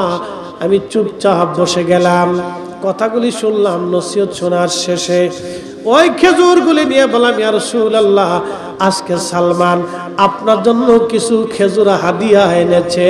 নবী গো, মিসকিনের পক্ষ থেকে আপনি হাদিয়া গ্রহণ করেন। সালমান ফারসি বলতেছেন, আমার রাসূলকে যখন হাদিয়া দিলাম, আমার নবীজি মুস্কি হাসি দিয়ে সঙ্গে সঙ্গে খেজুরগুলি হাদিয়া নিয়ে নিলেন। আমি খুশিতে আতি সহ্য হয়ে গেলাম। আখিরে নবী বুঝি পাইছি, আমার জীবন ধন্য ধন্য ধন্য ধন্য। তোরা কে যাবি নবীর নৌকাতে আয়, তোরা কে যাবি নবীর নৌকাতে আয়। রূপকাঠির ওই নৌকা খানি নাহি ডুবার ভয়, তোরা কে যাবি নবীর নৌকাতে আয়। নবী না মানে যারা মহাহেদ কাফের তারা এ দুনিয়ায়, ঠিক কিনা বন্ধু আমার? খুব মনোযোগ দিয়ে সালমান ফারসি রাদিয়াল্লাহু আনহু বলতেছেন, পরের দিন আমি চিন্তায় পড়ে গেলাম, দিনের ভাগে তো যাইতে হবে, রাত্রে বেলা গেলে তো হবে না। আমি কাজ ফাঁকি দিয়া বাগান থেকে পালাইয়া আমি দিনের ভাগে আল্লাহ রসুলের বরগাহে হাজির হয়ে গেলাম। নবীজির পিছনে পিছনে থাকি। রাহমাতুল লিল আলামিন নবীজি বুঝতে পারলেন নবীর রাডারের মধ্যে নিউজ চলে গেছে, সংবাদ চলে গেল। সালমান ফারসি বারবার কেন আমার কাছে আসে আর আমার পিছনে কেন বসে রয়েছে? আল্লাহর হাবিব পিঠ চুলকানোর নাম দিয়া পবিত্র জুব্বা মোবারক চাদর মোবারক উঠাইয়া উঠাইয়া রাহমাতুল লিল আলামিন নবীজি পিঠ মোবারক বের করে দিলেন। সালমান ফারসি বলেন, দুনিয়ার মানুষে নবুয়তের মোহরখানা দেখিয়া আমি রসুলকে জড়াই ধইরা আমি এই নবুয়তের মোহরের মধ্যে বারবার সুমা লাগাইতে লাগলাম।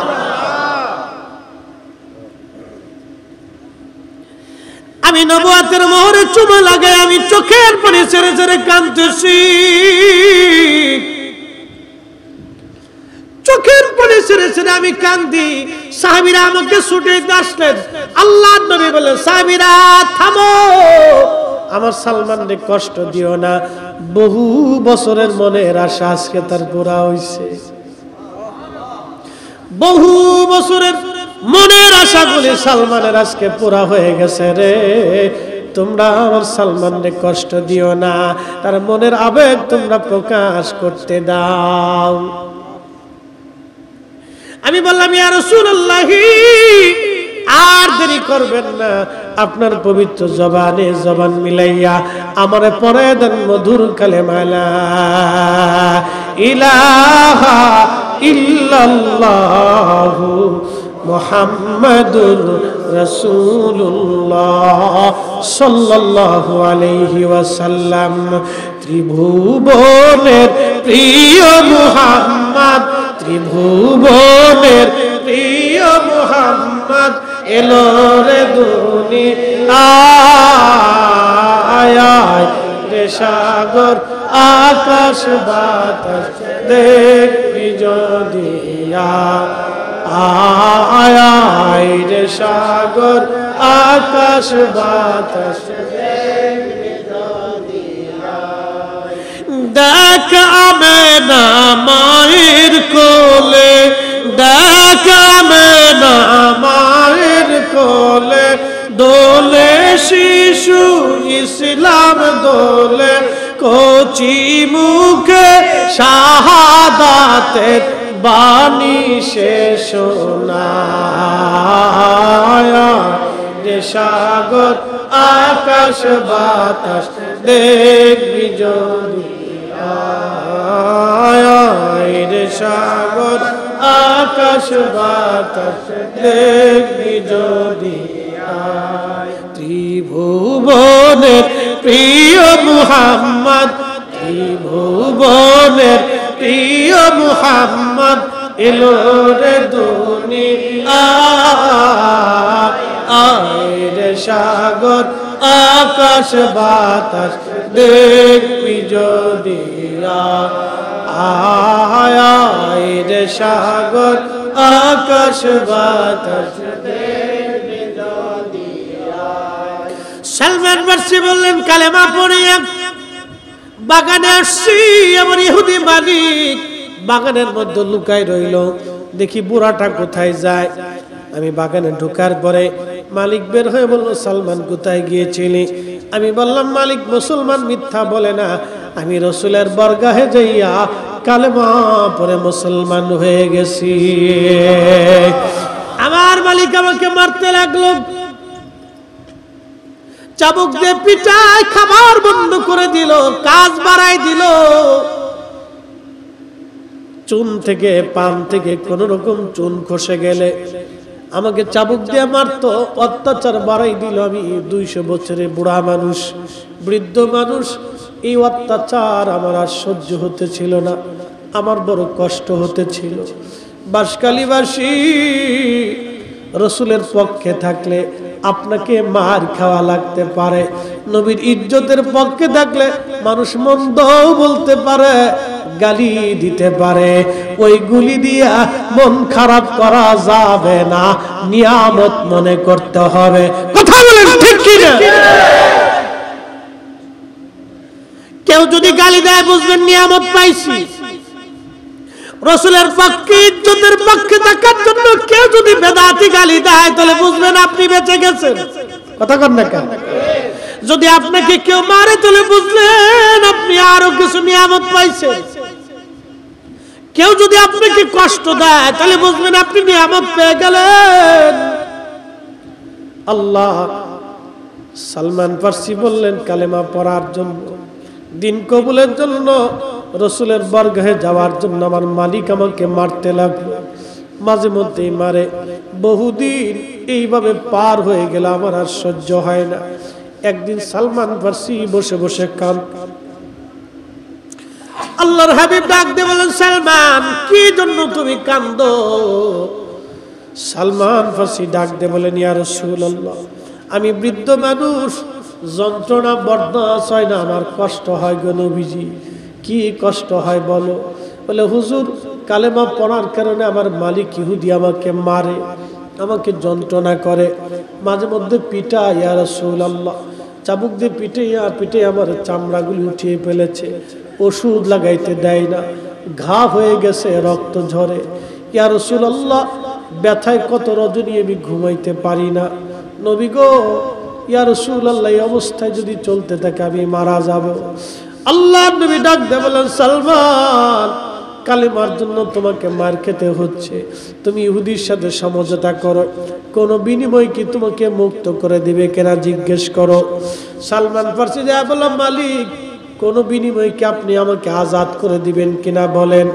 ইহুদি মনে মনে চিন্তা করলো সালমান তোর তো আজাদ করবই না, মুক্ত করবই না, আরো কঠিন ব্যবস্থা তোর জন্য করতেছি, দাঁড়া। ডাক ডাকা সালমান তোমার আজাদ করে দিতে পারি, শর্ত আছে। 400 খেজুরের গাছ তোমরা লাগাইবা, একটা খেজুরের গাছ যদি মরিয়া যায় শর্ত বাতিল হবে। একটা খেজুর গাছে যদি 1 বছরে ফল না ধরে শর্ত বাতিল হবে। 1 বছরে ফল ধরতে হবে, 1 বছরে একটা গাছ মরতে পারবে না, 1 বছরে 400 খেজুর গাছের 400টা ফল ধরতে হবে। কোনো বর্ণনায় 300 খেজুর গাছের কথা আসছে। 300 আর 400 যাই বলেন, খেজুর গাছ লাগাই দিতে হবে। একটা গাছ যদি মরে যায় শর্ত বাতিল। একটা খেজুর গাছে খেজুর যদি 1 বছরে না ধরে তার শর্ত বাতিল। খেজুর গাছে কখনো 1 বছরে ফল ধরে না। কোন খেজুর গাছে 6 বছর লাগে, কোনটা 8 বছর লাগে, কোনটা 12 বছর লাগে, 1 বছরে ফল আসে না। সালমান ফারসি রাদিয়াল্লাহু আনহু কে দেখে বলেন, ইয়া রাসূলুল্লাহ, এত কঠিন শর্ত আমার মালিক আমারে দিছে, নবী গো এই শর্ত পালন করা আমার পক্ষে সম্ভব না। আল্লাহর নবী ডাক দিয়ে বলে, সালমান তোমার শর্তগুলি কি দিয়েছে বলো। সালমান কেঁদে কেঁদে বলেন, ইয়া রাসূলুল্লাহ, আমার মালিক আমারে ডাক দেখো 400 খেজুর গাছ লাগাইতে হবে। 1 বছরে যদি একটা খেজুর গাছ মারা যায় শর্ত বাতিল। 1 বছরে একটা খেজুর না ধরলে শর্ত বাতিল হয়ে যাবে। হুজুর আমার মন বলে গোলামির বন্ধন থেকে কোনোদিন আমি আর মুক্ত হতে পারবো না। আল্লাহর নবী মুস্কি হাসি দেয়া বলে, সালমান রে যাও, তুমি মালিক রে যা বলো শর্তে আমি রাজি। বলে, হুজুর আমার পক্ষে সম্ভব না, একে তো আমি দাস, কি তো দাস, 400 খেজুর গাছ আমি কোথায় পাবো? আর 1 বছরে খেজুর ধরবেও না, খেজুর গাছ 2-4টা তো মারা যেতেই পারে। আল্লাহর নবী ডাক দেয়া বলেন, সালমান রে তুমি যা বলো শর্তে রাজি, আমি নবী নিজে হাতে তোমার খেজুরের গাছ লাগাই দেব। বনের যত পশু ভক্তি কর তুই 2 চরণ। বনের যত পশু ভক্তি কর তুই 2 চরণ। মেঘমালা ছায়া দিত গায় গো নবীজি, কোন সাধনে পাইব তোমায় আমি, কোন সাধনে পাইব তোমায় গো নবীজি, গোলামেরে দেখা দিবেননি। বাঁশখালীবাসী সালমান ফারসি রাদিয়াল্লাহু আনহু তিনি মালিকের যা বলেন, ইহুদিরে তোমার শর্তে রাজি। ইহুদি মনে মনে কয়, আজকে পাইছি, খেজুরও নেব, গাছও নেব, তোরও ফিরাবো। আহা, ইহুদি জানে না রাহমাতুল লিল আলামিন চিনে নাই, ইহুদি চিনে নাই। হরিণে চিনেছে, গাছে চিনেছে, জমিন চিনেছে, আসমান চিনেছে, মানব জাতি নবী চিনে নাই। সব মাখলুক নবী চিনল, শুধু মানব জাতি নবী চিনে নাই। এই জন্য আল্লাহ রাসূল বললেন, ওমান আহাব্বানি আহাব্বাহুল্লাহ, যে আমাকে ভালোবাসলো সে আল্লাহকে ভালোবাসলো। ওমান আহাব্বাহুল্লাহু আদখালাহুল জান্নাহ, যে আল্লাহকে ভালোবাসলো আমার আল্লাহ তার জান্নাতি বানাইলো। নবীর ভালোবাসাই হলো জান্নাত, নবীর ভালোবাসাই ঈমান। আল্লাহ রাসূল বলেন, লা ইউমিন, ঈমানের স্বাদ তোমার অন্তরে আসবেই না, ঈমানের লজ্জত তুমি পাবেই না, হাত্তা আকুনা হাব্বা ইলাইহি মিন ওয়ালিদিহি ওয়া ওয়ালাদিহি ওয়ান নাসি আজমাইন। সন্তান সন্ততি, দুনিয়ার সব মানুষ, পিতা মাতা, নিজের জীবনের চাইতেও যদি রাসূলকে ভালো না বাসতে পারেন, তত সময় আপনি ঈমানের লজ্জত নিতে পারবেন না। আল্লামা ডক্টর ইকবাল জবাবে শিকওয়ার মধ্যে লিখলেন, মগজ করা রূহে ঈমান জানে দিন, হাসতে হবে রহমাতুল লিল আলামিন। মগজ করা রূহে ঈমান জানে দিন, হাসতে হবে রহমাতুল লিল আলামিন।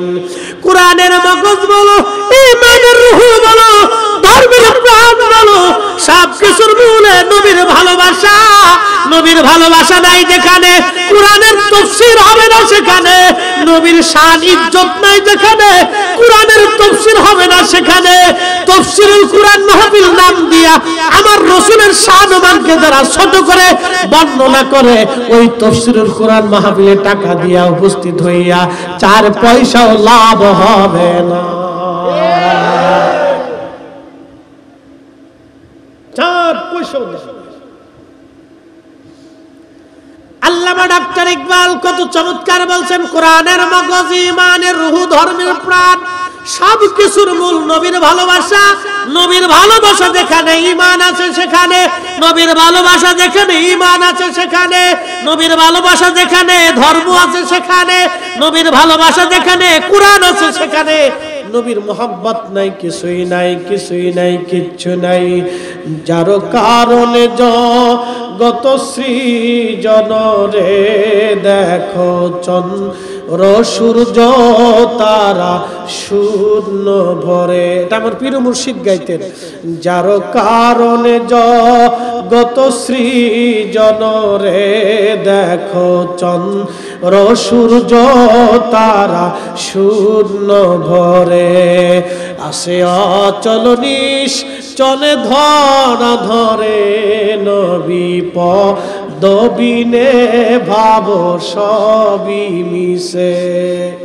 সৃষ্টির মধ্যে তুমি যা কিছু দেখো না কেন, সে সূর্য সূর্যের পথে চলে, চাঁদ চাঁদের পথে চলে, পৃথিবী পৃথিবীর কক্ষপথে চলে, নক্ষত্র যার যার কক্ষপথে চলে, বাতাস আল্লাহর হুকুম মোতাবেক চলে, সমুদ্র আল্লাহর আইন মোতাবেক চলে, ঋতুর পরিবর্তন আল্লাহর আইন মোতাবেক হয়, সূর্যের আলো আল্লাহর আইন মোতাবেক হয়। আমার পীর মুর্শিদ বলতেছে, বাবারে যা কিছুই হোক না কেন, নবীর কদম ছাড়া সব মিথ্যা, নবী খুশি ছাড়া সব মিথ্যা। নবী যদি রাজি না হয় জীবন বরবাদ হয়ে যাবে। নবী রাজি, আল্লাহ রাজি, নবীর গোলামি আল্লাহর গোলামি, নবীর দল আল্লাহর দল, নবীর পক্ষ আল্লাহর পক্ষ, নবীর ইজ্জত আল্লাহর ইজ্জত, নবীর ইজ্জত আল্লাহর ইজ্জত, নবীর শান আল্লাহর শান। নবীর শানে যাদের শরীর চুলকায়, নবীর ইজ্জতে যাদের ভালো লাগে না, নবীর শানে যার কলিজায় প্রশান্তি আসে না, ও মুসলমান হতে পারে না। হাত উঁচা করে বলেন ঠিক না ঠিক?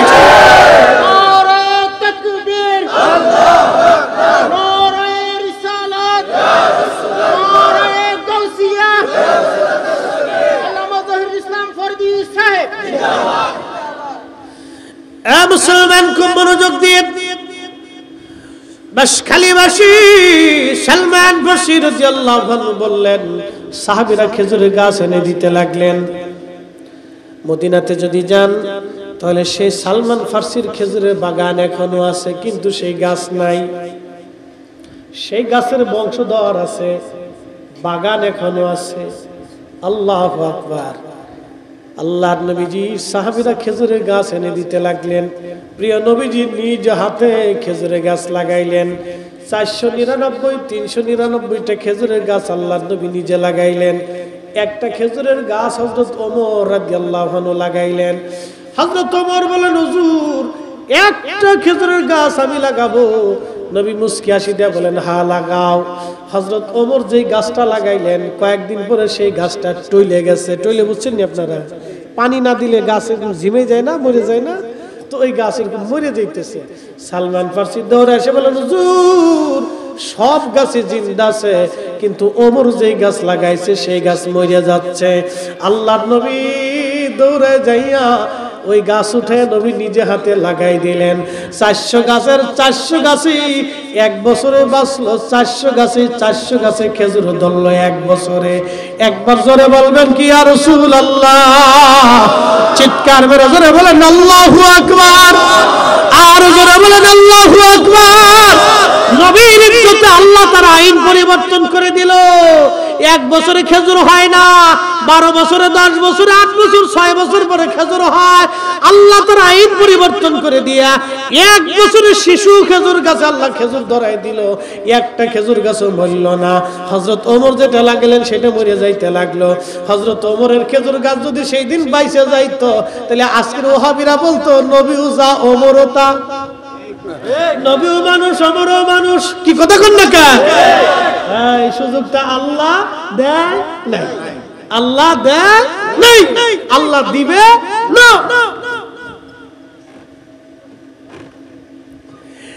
এই খেজুরের গাছ বেঁচে গেল, সেই বাগান এখনো আছে।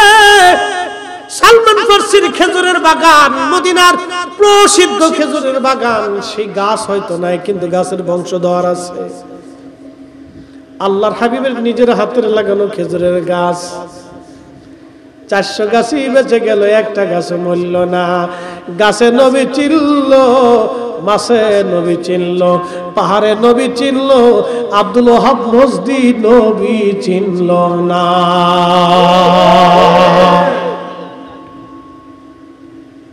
এই জন্য বাঁচলেও রসুলের পক্ষে, বললেও রসুলের পক্ষে। আল্লাহ আমাদেরকে নবীর পক্ষে থাকার তৌফিক দিক। সকলে বলেন বাবাজি, রসুলের পক্ষে থাকার জন্য দলিল লাগে না, নবী ইজ্জত করার জন্য দলিল লাগে না। বলে হুজুর কারণ কি?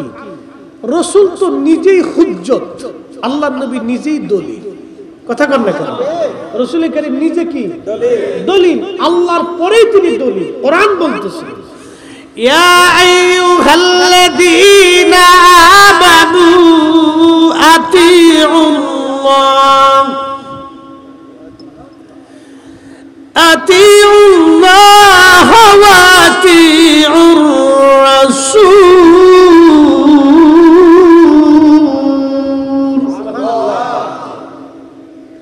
হে ঈমানদার, আমি আল্লাহর আনুগত্য করো, আমার রসুলের আনুগত্য করো। আতিউন শব্দটা আল্লাহর বেলায় যেমন, আমার রসুলের বেলায়ও তেমন। আল্লাহকে যেইভাবে আনুগত্য করবা, রসুলকে সেইভাবে আনুগত্য করবা। আল্লাহর জন্য যেইভাবে জীবন দিবা, নবীর জন্য সেইভাবে জীবন দিবা। আল্লাহর দলে যেইভাবে থাকবা, রসুলের দলে সেইভাবে থাকবা। একসাথে জোরে বলেন না মারহাবা।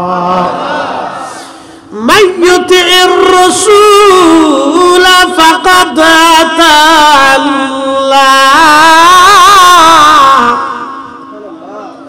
আল্লাহর কোরআন বলে নবী মানলে আল্লাহ মানা হয়। সুবহানাল্লাহ কইলেন না? নবী মানলে আল্লাহ মানা হয়ে যায়।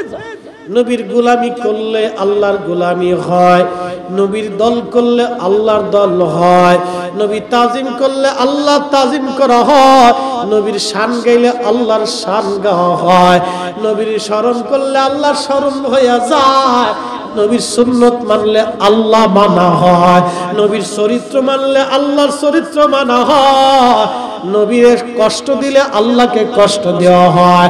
আমার নবীর শানে বিয়াদবি করলে আল্লাহর শানে বিয়াদবি হয়। এই জন্য মসজিদের সঙ্গে সুন্নিদের তফাৎ হলো এই জায়গা, ছোট্ট কোনো তফাৎ না, আসমান আর জমিন ফেরাক। ঠিক কি না? আসমান আর জমিন ফেরাক, আসমান আর জমিন ফেরাক। এটা আমি বুঝাইতে পারবো না আপনাকে। আসমান ও জমিন ফেরাক, আসমান ও জমিন ফেরাক, আসমান ও জমিন ফারাক। মসজিদের সাথে সুন্নিদের আসমান জমিন ফারাক। আমরা রাসূল কারীমের পবিত্র জুব্বা মুবারকের একটু সুতা মুবারক পাইলেও ধন্য। কি কথা কন না? আল্লাহর হাবিবের পবিত্র জুব্বা মুবারকের একটু সুতাও যদি আমরা পাইতাম, এই সুতাকে যে তাজিম আমরা করতাম। আল্লাহু আকবার, আল্লাহু আকবার। কারণ আমরা জানি আল্লাহ রাসূলের পবিত্র সুতা মুবারক। কি কথা কন না কেন? ঠিক কিনা? আল্লাহর নবীজি যে জুতা মুবারক ব্যবহার করছেন, ওই জুতা মুবারক যদি আমরা পাইতাম, এটা আমাদের জীবনের সবচেয়ে বড় নিয়ামত মনে করতাম। আরে প্রিয় নবীর জুতা যদি আমাদের কাছে এত দামি হয়, তাহলে সুন্নিদের কাছে নবী কত দামি। কি কথা কন না কেন? নবী কত দামি। আর আব্দুল ওহাব মসজিদ দলের একে মুহাম্মদ রাসূলুল্লাহ কাদ মাতা, মুহাম্মদ মরে গেছে, মুহাম্মদের আর কিছুই নাই। সৌদি আরবের মুন্সি মোল্লা যেগুলি আছে দেখবেন মতুয়া রওজা শরীফের পাশে দাঁড়াকে আজি আল্লাহ আল্লাহ আজি চলে যা চলে যা, মুহাম্মদ রাসূল কাদ মাতা, মুহাম্মদ মরে গেছে, এখানে কিচ্ছু নেই। বলেন তো, রসুল যেখানে থাকে সেখানে নাই কি? আছে বলেন? নবী যেখানে আছে সেখানে আল্লাহ আছে, আর আল্লাহ যেখানে আছে সেখানে নাই কি? সবই তো। রাসূল যেখানে সেখানে সব আছে, নবী নাই যেখানে সেখানে কিচ্ছু নেই। কি কথা বলেন না কেন? এই জন্য যারা বলতেছে মুহাম্মদের খিদমত আল্লাহর হাজি হাজি হাজি ইয়া হাজি আল্লাহর আল্লাহ, সেরে যা সেরে যা হাজি সেরে যা, এখানে কিচ্ছু নেই। ওখানে আপনি দোয়া করবেন, আস্তে করে আপনার কাবার দিকে ঘুরাই দেয়। আচ্ছা বলেন, কাবা বড় না নবী বড়? আস্তে করে জোরে বলেন। কাবা কি স্রষ্টা না সৃষ্টি? তাহলে আল্লাহর মহা সৃষ্টির ভিতরে রাসূলের চাইতে দামি সৃষ্টি আর কিছু আছে? আছে? একসাথে বলতে হবে, একসাথে জিম দিলে হবে না। আছে? নবীর চাইতে দামি কিছু হতে পারে? তাহলে কাবা শরীফের চাইতে আমার রাসূলের দাম বেশি, তো হাজিরে কাবার দিকে ঘুরাই দিচ্ছে, বলে কাবার দিকে ফিরে মোনাজাত কর, রাসূলের দিকে ফিরে মোনাজাত করিস কেন? নবী কি তোকে দিবে নাকি? এখন আমি যদি বলি তো কাবা কি আমাকে দিবে নাকি? দিবে তো কাবার মালিক, আমাকে দিবে তো রাসূলের মালিক। আমি আমার রাসূলের দিকে ফিরে মোনাজাত করলে আমি আল্লাহ কবুল করে নিবে, আল্লাহ মঞ্জুর করে নিবে। আমি রাসূলের কাছে চাই না, আমি তো চাই আল্লাহর কাছে। রাসূল আমার উসিলা, নবী আমার মাধ্যম। নবীর কারণে আল্লাহ আমাদেরকে দিয়ে দেয়, নবীর কারণে আমাদের ইজ্জত বেশি হয়েছে, নবীর কারণে রমজান পেয়েছি, কদর পেয়েছি, ঈমান পেয়েছি। হায়াত হবে কম, নেকি হবে কম, জান্নাতে যাব সবার আগে, জান্নাতে যাব সবার আগে। এই সব নবীর কারণে, নবীর কারণে, রাসূলের কারণে, রাসূলের কারণে এই উম্মতের এত দাম হাসরের ময়দানে হবে। আরশে মুআল্লার নিচে নূরের মিম্বরে, নূরের চেহারা নিয়ে, নূরের চেহারা নিয়ে নূরের মিম্বরে তারা আরশে মুআল্লার নিচে বসে থাকবে। অন্যান্য নবীরা ঈর্ষা করবে, শহীদরা ঈর্ষা করবে, ডাক দিয়ে বলবে ইয়া রাব, এরা কারা? আল্লাহর নবী বলে এরা আমার আখির নবীর উম্মত। একজন আরেকজনকে আল্লাহর জন্য ভালোবেসেছিল, আল্লাহর মহব্বতে। আল্লাহ আমার ওলি, আমার বন্ধুদেরকে মহব্বত করেছিল। আমি আল্লাহ তাদের কাছে আসরের ময়দানে আরশে মুআল্লার নিচে নূরের মিম্বরে নূরের চেহারায় বসে রাখছি। নবীরা পর্যন্ত এই উম্মতের মর্যাদা দেখে ঈর্ষা করতে থাকবে। ঈসা আলাইহিস সালাম পৃথিবীর শেষে আসবে। ইমাম মাহদী আলাইহিস সালাম হেরেমের পাশে দাঁড়িয়ে হযরত ইমাম মাহদী ঈসা আলাইহিস সালামকে বলবেন, হুজুর আজকে আপনি নামাজ পড়ান। ঈসা রুহুল্লাহ আলাইহিস সালাম বলেন, মাহদী এই উম্মতের পিছনে নামাজ পড়তে এসেছি, ইমামতি করার জন্য আসি নাই। তুমি দাঁড়াও, আজকে তোমার পিছনে আমি ঈসা ইক্তেদা করব। এই উম্মতের শ্রেষ্ঠত্ব দেখেছেন, এই উম্মতের ব্যক্তির পিছনে ঈসা নবীর মতো জলিলুল কদর নবী হওয়া সত্ত্বেও তিনি এই নবীর উম্মত হয়ে পৃথিবীতে এসে এই নবীর উম্মতের পিছনে ইক্তেদা করবে। এই নবীর উম্মতের দাম রাসূলের কারণে হয়েছে। তাহলে রাসূলের কারণে উম্মতের দাম যদি এত হয়, তো রাসূলের দাম কত? ওই নবীর ইজ্জতের চাদর নিয়ে, ও নবীর মহান সম্মান নিয়ে যারা ছোট সিনেমিনি খেলবে, আল্লাহি বিল্লাহি তাল্লাহি সে যেই হোক, এক সেকেন্ডের জন্য আমরা তাকে মানব না, মানতে পারি না। হাত উঁচা করে বলেন ঠিক না ঠিক? আল্লাহ কবুল করুক, সকলে বলেন আমিন।